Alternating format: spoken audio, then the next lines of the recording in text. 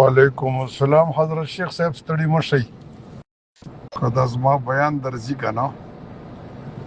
دا خو تلک عشرة کامله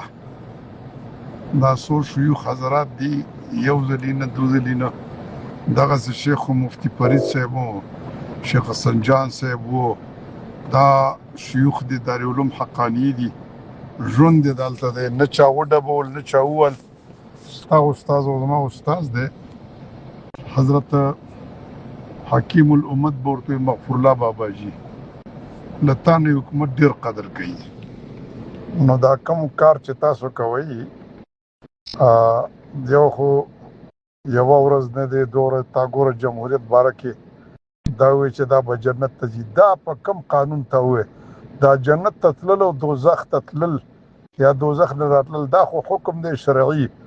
حکم شرعي چې خدای جل جلاله نه یې کړی رسول نه یې کړی ته په کومه خوله کوې جمهوریت باندې خو خدای هم لعنت وایي رسول هم پې لعنت وایي ته څنګه په یو لعنتي ته د تشناب او د باتروم ترغیب ورکوې چې باتروم کې که چا دومره وکړل دونه ثواب به دا خو ناروا ده دا په کومه خوله ته ووایې زه تا ته یوه خبره داسې وکړم چې دغه چې دی دا په تیر مارشال د که څه بلا ده ته خپله د دغه بخاري شریف ته ناست یې تا د په همدې بخاري قسم وي چې دا مارشال کې د اسلام یو تصور شته یا دا نواز شریف د که شهباز شریف د ده کې د اسلام تصور شته ولې داسې که شیخ صاحب با حیثیت یو مسلمان د علامه رکن الدین له تا نه ښه عالم و هغه مرتد شه غنفوه نهار ابن غنفوه له تا نه ډېر لوی عالم و هغه مرتد شه الاعتبار للخواتیم اعتبار خاتمې لره ده که بالفرض احیانا خدای تا ته ووایي چې تا د دې قاتل د ملت دا خبره وکړه چې دا ډېر کمال یې وکړو یو او که خدای تا ته دا ووایي چې د دې ډونالډ ټرمپ باره کې تا ووایي چې دې سره د ملک وقار اوچتېږي د ملک د خدای په حضور کې وقار اوچتېږي که د شیطان په حضور کې وقار اوچتېږي لږ خو جهت د قضیې ښیه که نه بحیثیت یو مسلمان کمې خبرې دي چې کړي په دې خدای نم توبه خدای ته توبه وباسه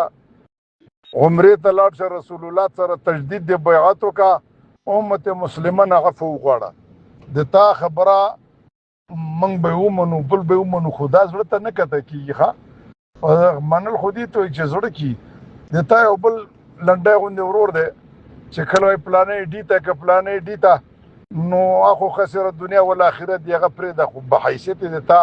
تا خپل نوم ته ضربه ورکړه پلار نیکه ته دې ضربه ورکړه تا نیکه دا نه وویلي تا خسر دا نه وویلي